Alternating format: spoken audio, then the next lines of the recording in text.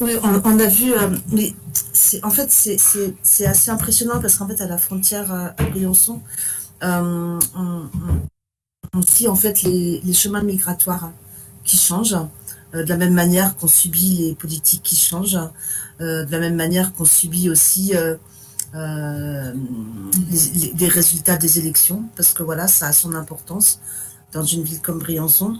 Donc le premier changement qu'on a vu, en fait, voilà, depuis, on va dire depuis 2017, hein, bon, c'est effectivement une évolution dans les populations qui arrivent. Au départ, nous avions beaucoup de jeunes hommes qui venaient de l'Afrique de l'Ouest, beaucoup de mineurs, hein.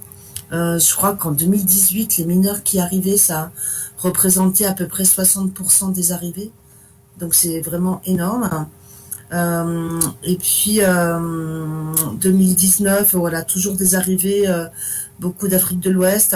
Ça a commencé un peu à se diversifier, donc avec l'arrivée de Marocains, de Tunisiens, mais toujours dans des proportions moindres. Et puis donc 2020, après le confinement, donc voilà, avec des baisses, hein, quand même. 2018, c'était une année où il y a eu beaucoup d'arrivées. 2019, un peu moins. Et 2020, donc après le premier confinement, on a vu arriver donc beaucoup de familles, donc là qui viennent d'Afghanistan, d'Iran, de Syrie. Beaucoup de familles avec des très jeunes enfants. Donc là, un changement de population vraiment total.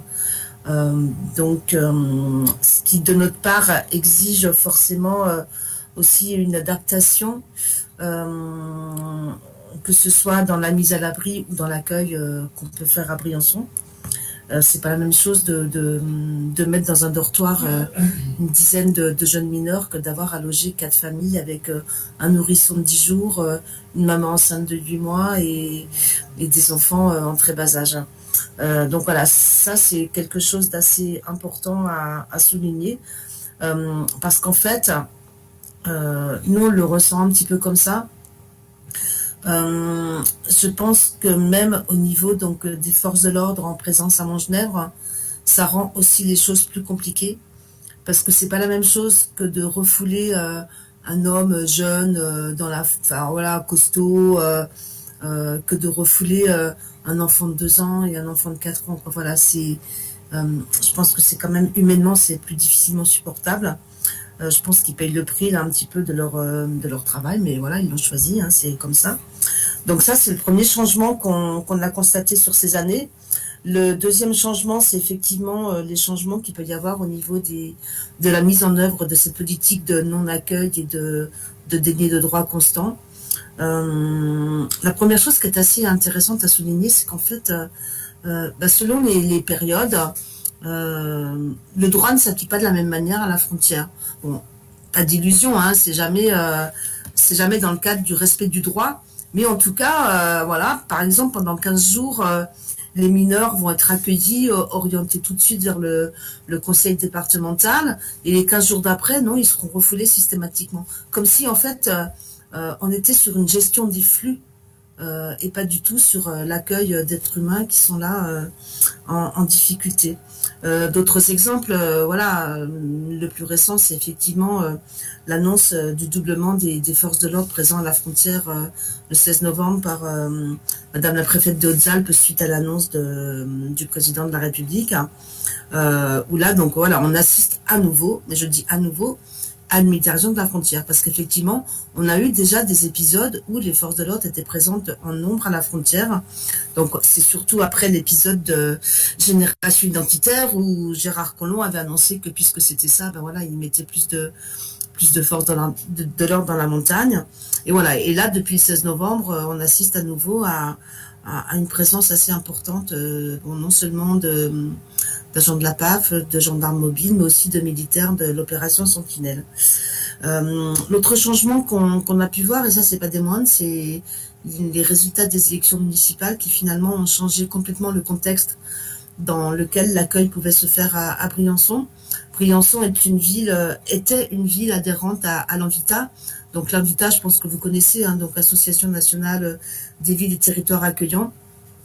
La Comcom mettait donc à disposition le lieu d'accueil qu'on a pour l'instant, payer les fluides, etc. Donc on avait aussi un local pour les maraudes qui nous était prêté par la mairie. Voilà, bon, pas mal de choses qui faisaient qu'on était quand même soutenu par la mairie. Et puis voilà, élection municipale, changement de municipalité, changement d'étiquette, avec un maire, bon, pour pas dire d'extrême droite, on va dire qu'il est de droite extrême, qui du coup, d'une part, refuse de renouveler la convention d'occupation pour le local des maraudes et met fin à l'occupation du refuge par l'association gestionnaire du refuge. Donc voilà, ça a aussi des conséquences parce que c'est vraiment difficile de se mobiliser, de dépenser de l'énergie pour trouver des lieux d'accueil quand déjà on passe beaucoup d'énergie à bon, non seulement, donc vous l'avez bien compris, à porter assistance aux personnes dans la montagne, mais à les accueillir, et puis aussi donc à gérer toutes ces questions de plaidoyer et aussi d'action en justice. Ce qui est étonnant quand même, c'est que par exemple le refuge avait trouvé un nouvel endroit à acheter parce qu'ils sont soutenus quand même par des fonds importants dans un village à côté de Briançon. Un endroit qui aurait convenu tout à fait, qui aurait permis de faire un projet un petit peu plus inclusif en ayant effectivement le refuge, mais aussi d'autres activités à côté. Et le maire du village a fait préemption sur le bâtiment. Voilà, c'est pour vous montrer aussi à quel point les politiques locales peuvent aussi influer de manière assez détestable sur l'asile, enfin, excusez-moi, pas sur l'asile, sur l'accueil des exilés. Ce qui est d'autant plus impressionnant parce qu'en fait, c'est vrai que la mobilisation à Briançon est quand même assez impressionnante. Hein. Au refuge, pour tenir le refuge, c'est à peu près 400 personnes qui sont impliquées, qui tournent, voilà, qui vont, qui viennent. Pour les maraudes, c'est la même chose. Donc beaucoup de gens du Briançonnais, du territoire, qui en fait sont complètement impliqués. Et c'est un territoire qui devrait plutôt être fier, hein, de l'action citoyenne, humaniste qui est menée dans ces montagnes, alors qu'au contraire, on se rend compte que voilà, beaucoup d'élus sont quand même plutôt frileux à soutenir ce qui se passe et à soutenir en tout cas les solidaires quand ils sont criminalisés par la justice. Donc le quatrième détail, hein, donc des choses qui ont beaucoup évolué depuis le début, c'est ça, c'est la criminalisation des solidaires par la justice et par certains politiques. Ça, c'est quelque chose qui est un petit peu compliqué à gérer parce qu'effectivement, bon, on se rend bien compte que c'est une démarche volontaire de la part de l'État. De la même manière qu'on invisibilise les exilés, on criminalise les solidaires, comme ce qui se passe en Méditerranée, en faisant croire à tout le monde, enfin en essayant de faire croire à tout le monde qu'en fait on est de mèche avec les passeurs et que de toute façon voilà, nous sommes des passeurs.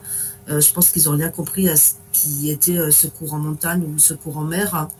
Et c'est vraiment quelque chose qui prend aussi beaucoup d'énergie, beaucoup de procès, beaucoup de dépenses d'argent pour les procès parce que les avocats ça coûte très cher, beaucoup d'énergie pour mobiliser, pour soutenir les solidaires poursuivis.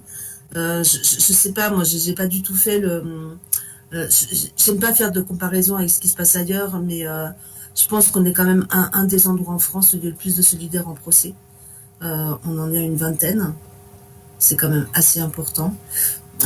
Et du coup, une vingtaine, voilà, imaginez pour un petit territoire comme le nôtre, Briançon, c'est 11 000 habitants. On n'est pas du tout dans une grande ville, on est sur une des régions de France les moins peuplées. Voilà, donc c'est quand même assez impressionnant. Donc voilà, beaucoup d'énergie déployée et aussi beaucoup d'aide qui vient de l'extérieur. Ça, c'est vraiment important à souligner.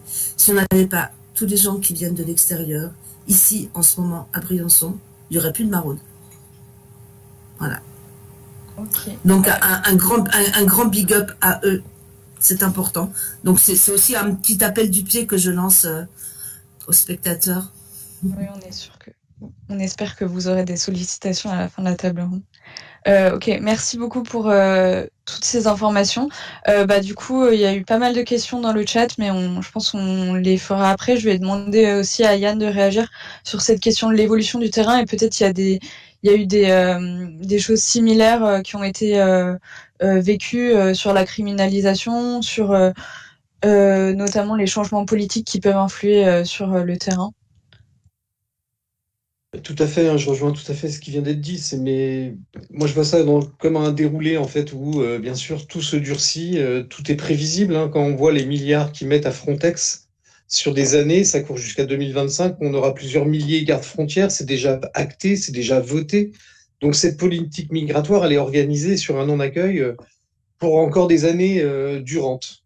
Et nous, ce qu'on a vu, c'est bien sûr depuis 5 ans, c'est l'évolution des politiques qui sont passées et à chaque fois, en fait, que ça soit sous Hollande, que ça soit hier sous Sarkozy ou hier sous Chirac, ce qu'on voit depuis des années et depuis 30 ans, c'est ni plus ni moins que tout le monde y va de sa surenchère dans le non-accueil. Au vu de la montée du nationalisme, à chaque fois, on va encore plus loin. Vu les scores du Front National aujourd'hui, ce qu'on vit sur le terrain et ce que vivent les exilés est ni plus ni moins qu'un truc complètement incroyable. Imaginez qu'à Calais, l'année dernière, plus de 1000 démantèlements entre Calais et Grande-Synthe. Donc c'est un truc de dingue, c'est un démantèlement tous les 2 jours, c'est du harcèlement permanent sur les populations. Donc après avoir vécu l'enfer de la migration, la difficulté des passages, la difficulté de la montagne, une fois qu'ils sont sur le plancher des vaches, ils peuvent imaginer qu'en fait c'est pas fini tout ça. Hein. Et bien sûr, toutes les plateformes d'accueil qu'on a pu voir naître pour éviter la visibilisation de ces populations qui n'arrivent pas à accéder à une demande d'asile tout simplement parce que c'est voulu. C'est pas qu'on est débordé, hein, c'est qu'on ne veut pas mettre les moyens nécessaires, que ça soit pour le logement ou pour bien sûr du monde pour pouvoir enregistrer toutes ces populations. Donc nous, ce qu'on voit et vraiment ce qu'on continue à vivre au jour le jour et au niveau de la criminalisation, c'est que depuis que M. Darmanin est là, il va encore plus loin. Il va encore plus loin dans le non-accueil. Je me rappelle quand Macron est passé, dès la semaine d'après, on avait pratiquement, sous Hollande, eu le règlement de Dublin qui ne marchait pas, qui était balbutiant. Ce truc ne fonctionnait pas. Aujourd'hui, on voit se développer cette politique de non-accueil européenne avec l'organisation des nouvelles lois asile-immigration européennes qui vont être encore plus dures. Et on voit l'Europe qui s'urbanise. On va du côté hongrois de l'accueil des populations européennes plutôt que vers ce qu'a pu faire l'Allemagne à un moment ou ce qu'on a peut-être nous essayé de faire pendant quelques mois et on s'est vite rattrapé. Donc c'est un constat incroyable de se dire que à Calais, à Grande-Synthe, tous les jours, des personnes passent en small boat. Les passeurs ont trouvé une nouvelle solution pour faire passer ces populations. N'oublions pas que toutes les ONG mondiales demandent des routes sûres de façon à ce que ces passeurs disparaissent et qu'on puisse organiser tout ça. Parce que ce flux est tout à fait gérable. Nous, on voit bien qu'au vu des chiffres et des entrants au niveau européen, nous n'avons pas de sujet, nous avons simplement la non-volonté politique et surtout la montée du nationalisme qui fait que rien n'est possible. Ce qu'on vit à Calais, à Paris, c'est ni plus ni moins que l'invisibilisation de ces populations et aussi la visibilisation de ces populations à un moment donné où ils vont pouvoir servir. On est dans la réflexion à Utopia 56 à se dire que tout ça est bien organisé quand même, c'est-à-dire qu'on laisse pulluler des campements, on laisse les médias rentrer là-dedans, dire regardez, et derrière se développe un discours de regardez, il y en a trop. Donc tout ça fait partie d'une belle organisation d'organisation de malfaiteurs, j'ai envie de dire, de gens qui sont là pour défaire les droits humains et surtout de faire de la France et de l'Europe une forteresse. L'important pour rebondir sur ce qui a changé, c'est de se dire que aujourd'hui, que ça soit les bateaux en Méditerranée ou dans la montagne ou sur le plancher des vaches à Calais, on est à une centaine de verbalisations, à aussi des gardes à vue. On est aussi convoqué à une dizaine à Paris très prochainement pour pouvoir être entendu suite à nos actions de réquisition avec le droit au logement, avec qui on s'associe pour essayer de faire en sorte que ce droit existe. On sait qu'on va au fight. On va y aller quand même en respectant par contre le droit et respectant et en restant sur le fil du rasoir du droit, parce que nous, on respecte le droit. Par contre, c'est évident que la violence policière qui s'exerce auprès de ces populations, auprès des bénévoles, le harcèlement permanent qui est fait sur ces équipes, dissuade une partie de bénévoles aussi de revenir. C'est aussi ça le jeu, c'est aussi ça le rôle. Et bien sûr, on ne peut pas s'empêcher de parler du matériel donné par tous ces citoyens, ces centaines, ces millions d'euros qui sont donnés à toutes ces assos pour pouvoir faire en sorte qu'on essaye de mieux accueillir un tout petit peu avec des duvets, des tentes, des couvertures, et se les voir saccager à longueur de journée. Et bien sûr aussi de mettre un grand coup d'épée dans les budgets des associations, parce que tout simplement, tout ça est tout simplement intenable. Donc on va continuer, et nous, ce qu'on voit sur le terrain avec tous ces bateaux et tous ces passages des exilés qui prennent des risques, qui meurent, la spécificité des courants dans le nord de la France et entre Calais et l'Angleterre, c'est que les corps ne sont pas ramenés en France, les corps sont ramenés dans des pays étrangers, donc on peut imaginer qu'on voit ce qu'on voit, on compte les morts, et par contre il y a tout ce qu'on voit pas. Et ça, c'est un véritable scandale. On sait ce qui se passe, on sait qu'il y a des morts, on sait qu'il y a des morts dans les camions frigo, on le sait. On sort des gens des camions qui nous appellent parce qu'on a créé des numéros d'urgence de façon à ce qu'ils puissent nous appeler pour pas mourir étouffés dans les camions. Tout ça est une réalité, en fait. Par contre, on fait se taire les politiques sur ces sujets-là, ne jamais trop les mettre en avant. Mais par contre, on peut imaginer que c'est bien sûr cette politique organisée par les États français et européens qui crée les passeurs, qui crée la misère humaine avec un seul message, toujours le même. Ne venez pas. Pas besoin de vous. Donc voilà, c'est cette politique européenne qui est passée en 30 ans de 70% des gens qu'on pouvait accueillir à 85% des gens qu'on n'accueille plus. C'est vraiment une nouvelle route qui est dessinée et on en a encore à baver pendant des années. D'où l'intérêt du lien possible. Quand je t'entends parler dans la montagne que tu récupères plein de familles, à Utopia 56 l'année dernière, rien qu'à Paris, c'est 1300 familles qui sont passées par nos dispositifs d'hébergement citoyen de façon à ce que ces gens ne dorment pas tous les jours à la rue. C'est un truc de dingue, c'est des volumes de fous. C'est plus de 600 mineurs orientés rien que par notre seule petite association vers les dispositifs de Médecins sans frontières pour faire en sorte que ces gamins soient pris en charge. Parce qu'on leur a refusé systématiquement à 80% la possibilité d'être leur. Même si on sait que c'est pas tous des mineurs, on sait par contre c'est des jeunes enfants, c'est des jeunes adultes, et quoi qu'il arrive, ils n'ont pas à vivre à la rue. Donc tout ça est violent, et nous devons créer les ponts, encore une fois, pour faire en sorte que tout ça c'est possible, et vous accueillir les bénévoles à venir grossir les rangs de ces assos citoyennes qui demain changeront l'accueil, parce que c'est grâce au nombre qu'on sera demain, qu'on fera reculer ces politiques. Merci pour cette prise de recul un peu plus historique. Du coup, Pauline, si tu veux rebondir aussi sur cette question-là. Du public, je pense. Je vais rebondir rapidement sur les changements. La loi s'est durcie et le système aussi, en fait, il s'est complexifié. C'est-à-dire qu'avant, pour demander l'asile, c'était déjà compliqué, mais il fallait aller faire la queue devant la préfecture. Désormais, il faut appeler un numéro de téléphone. C'est-à-dire qu'on demande à des personnes qui sont à la rue, qui n'ont pas de ressources, d'appeler un numéro de téléphone qui est payant, c'est pas un numéro gratuit, pour déposer une demande d'asile. Donc l'absurdité, elle commence très tôt et elle continue avec la procédure Dublin, qui fait qu'il y a des personnes qui vont demander à déposer une demande d'asile en France, mais la France va refuser en fait d'écouter leur récit et de prendre leur demande d'asile et vont les renvoyer. Ils vont les renvoyer en Italie, ils vont les renvoyer en Allemagne, ils vont les renvoyer en Suède, ils vont les renvoyer en Espagne, dans des pays où ils risquent ensuite d'être renvoyés vers l'Afghanistan, vers le Soudan par exemple. Donc ça, c'est une politique et c'est un choix politique de la France d'appliquer cette procédure et qui fait beaucoup de mal. Parce qu'en fait, la procédure Dublin, comme en parlait Yann, elle a mis du temps à se systématiser et à se mettre en place de manière régulière. Aujourd'hui, on a des personnes qui déposent une demande d'asile en France, qui sont placées dans cette procédure, qui sont sorties des hébergements et à qui on va demander pendant 18 mois d'être invisibles, de ne pas avoir de ressources pour que peut-être, à la fin, la France ait l'obligation de prendre en compte leur demande d'asile. Et donc c'est comme ça en fait que les procédures vont se passer. C'est des personnes qui vont être en errance sur le territoire européen pendant plusieurs années. Ça se fait pas en 3 mois en fait une demande d'asile. Même quand on arrive à rentrer dans le système, ça prend plusieurs mois, ça prend plusieurs années.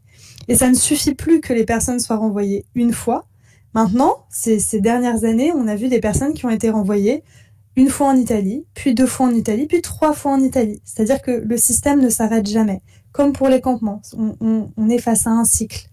La conséquence, c'est que les personnes sont de plus en plus précarisées. Toutes les associations qui sont sur le terrain, que ce soit des collectifs ou des associations comme Médecins du Monde, Médecins sans frontières, qui ont vraiment une expertise sanitaire, disent que les gens vont de plus en plus mal.